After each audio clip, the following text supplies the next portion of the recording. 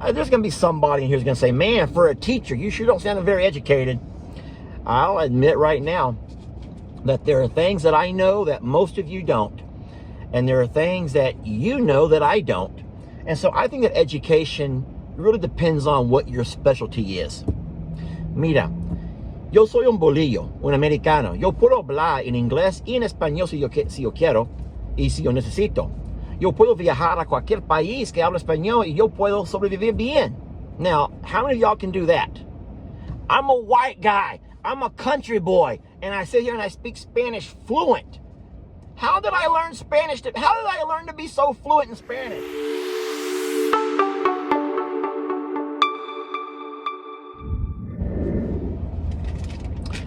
Hey folks, Lester here. I'm at the drive-thru line at, I probably shouldn't tell you where I'm at.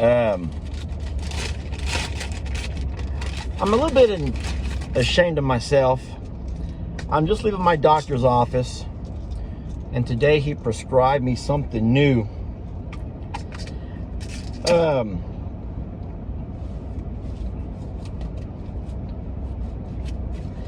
I like my doctor, but I'll tell you what he does. He has the power to get me to open up. Now, he's not the kind of doctor where I lay down on a sofa and kick my feet up. He doesn't sit there with a tablet and write down all that I'm thinking. He's not that kind of doctor. I've never seen one of those. You people are my doctor like that. You're the one that I open up to. Seriously, I open up more to you all than I do to anybody else in my world. And seriously, I do. And there's probably something wrong with me for doing that. Because how can it be that a guy has more stranger friends? I'm not calling you strange, but yeah, maybe it's easier because I don't have to see you face to face. But I had to come and open up to my doctor today, and he drew some things out of me. Well, he actually drew blood out of me, and he wants me to try something new. He said it's going to take about 5 days before I begin to feel the effects of it. But I'll tell you what, he also talked about some other stuff today that has me a little thrown for a loop. Have y'all ever heard of male menopause? I thought he was joking. I forgot what he calls it. Androids or something. Andropause maybe. And I was like, I says, Doc, I'm only 50, bro. And he says, no, I'm not saying there's anything wrong with it. And you know, and I'm like, but ain't 50 the new 40? He didn't go for that one. And I'm like, I'm not trying to run off and buy a new Corvette. You know, I'm not trying to go off and buy a Harley, a motorcycle, and get new tattoos and stuff. It's not some kind of a midlife crisis. And so, boy, did I have a lot to learn. He sits down and he begins to tell me about things in life and how things change at certain ages. And so he wanted to draw some blood and see if I'm having anything going on like that. Of course, he's just going to do just an overall check. Hold on. Hey, all right, how you doing? I'm good.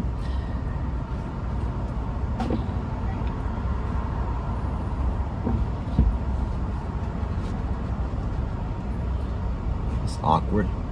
Thank you, ma'am. Thank you. Is the fire sauce in there? Yes. Okay, thank you so much. Oh, amazing. So I have to eat something with this. He said, make sure you eat something with this. So I don't want to get an upset stomach. Listen, y'all. I'm going to pull over here while I finish my discussion. I don't want to drive while I'm talking. I remember a time. This is true. I remember a time whenever I could wake up and I could wake up with I could be high on life. without any alcohol and no drug-induced highs. It was just waking up and just being high on life. And I don't know why I can't do that anymore. And I'm thinking, when this doc's in there talking about,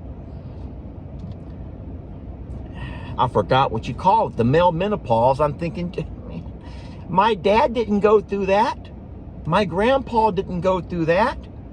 I know a ton of teachers at school that I work with, coaches who, you know, who are older than I am, and they're not sitting there all glum and gloomy. And he's like, no, it's not like a midlife crisis. Don't even get me to talk about it. I'm sure you guys might know more than I do. So here I am. I'm sitting here trying a new prescription that's going to hopefully be able to wean me off of the other one. But I just feel so embarrassed having to say this. Because, you know, I have my son who's already old enough to understand things. And I don't think that he gets it. And of course, Lex is little. He doesn't watch the videos and stuff, so he doesn't really know what you know, what I know. But I hate to harp on this, but you know, I read the comments and I know how accepting everybody is, and how a lot of folks who experience similar things to what I'm experiencing try to encourage me and support and say, you know, Lester, just it's something to do with an imbalance, and you got it's chemicals. And I just always felt like that. Listen, I'm just going to say it. I'm just going to come straight out and say it. I always thought that depression was for rich, spoiled people.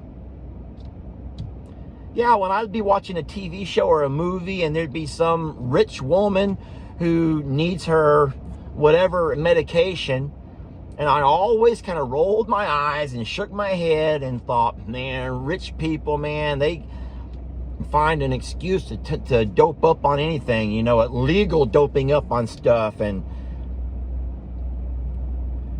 then all of a sudden one day I know that there's something going on with me that I can't explain. And there's nothing to do with money here, guys. It is. Thank God I have school insurance. School insurance pays for pretty much everything. I have to pay a deductible. I think I paid $100 at the doctor's office, and then $9 for my prescription.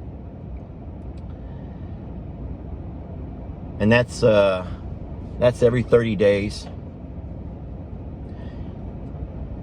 So what's happening is the stuff I was taking before, I told the doctor, honestly, I don't know if it's ever worked.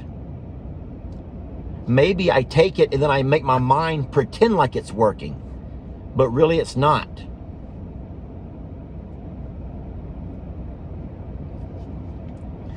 So I don't know, maybe the blood work that he took, maybe that will come back. I have to come back in 2 weeks and we're going to go over the blood work and kind of see what's going on. But I don't think that blood work tells you what's happening inside of here. I think blood work is going to, you know, just, I'm 50, sheesh, y'all, I'm 50. I think he's going to just look at the white cells or something. Man, I tell you what, once he mentioned that word and I began to think to myself, I totally zoned it. I tuned him out. I didn't hear a word he said after he was considering maybe I'm going through andropause. I should probably look this up before I talk about it. There's going to be somebody in here who's going to say, man, for a teacher, you sure don't sound very educated. I'll admit right now that there are things that I know that most of you don't. And there are things that you know that I don't. And so I think that education really depends on what your specialty is. Mira, yo soy un bolillo, un americano. Yo puedo hablar en inglés y en español si yo quiero y si yo necesito. Yo puedo viajar a cualquier país que habla español y yo puedo sobrevivir bien. Now, how many of y'all can do that?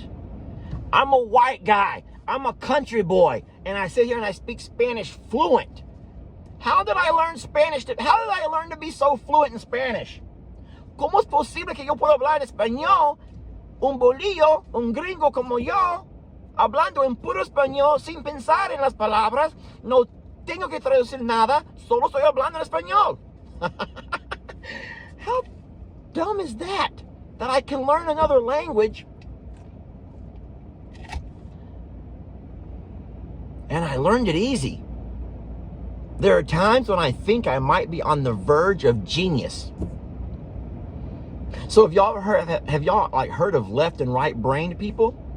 So I believe that LE, and I don't know which side is which, but I believe that LE is the total opposite side brain than I am. And Lex follows right along with LE. Because LE, if you haven't noticed from his videos, he's all about number sense. Man, everything has a number. LE can't say, hey guys, 3 weeks ago I went and... LE will say, hey guys, 24 days ago He does it all the time. LE can't say, hey, in February we went to... LE will say, hey, on February the 9th we went to... He has to has a number connection to everything. And that's... I've seen some brilliance in LE and Lex. Lex, for being so young, is brilliant. I better hurry and eat something because I can kind of... Seriously, I can already feel from... I popped that pill about 10 minutes ago, and I can already feel it breaking down and dissolving. So I don't even know why I'm making this video. I guess I just wanted to talk to somebody. Oh, this is funny. This is hilarious. This is the last thing that I'll say. The doctor said, you know how they have to read you all of the possible side effects. And he's like, if you have suicidal thoughts. And I'm like, ha, no. Guys, if any of you ever think that Lester has those kind of thoughts, I may have some messed up stuff in here, but I've never had those kind of thoughts. Yet I know people that have had similar situations as mine who have had those thoughts, and they have told me in messages and letters that they don't know why, because they have a great life. And so why would someone with a great life have those kind of thoughts? My parents are healthy, my kids are healthy, and I think that if something were to happen to my kids, that would be the only time, I think, where I would say I cannot go on. I just cannot go on without my children. And so, man, I can understand. But just me waking up gloomy, I just want to be alive. I want to feel alive again. Oh, he also said something about vitamin D. I'm like, brother, I just got back from San Diego. I said, I got plenty of vitamin D. But it doesn't work that way. I mean, it helps. But the blood work's going to tell me a whole lot about what's going on with me, y'all. And that's good. I think that we all need to be able to have someone tell us. Hey, thank y'all for listening. I do need to go ahead and eat something, though. And I'm not going to sit here and eat in front of you. Honestly, I don't know where this started. I don't know where this is going to end. I guess I'm just going to say bye and thank you. Thank you for listening. So thank you for listening.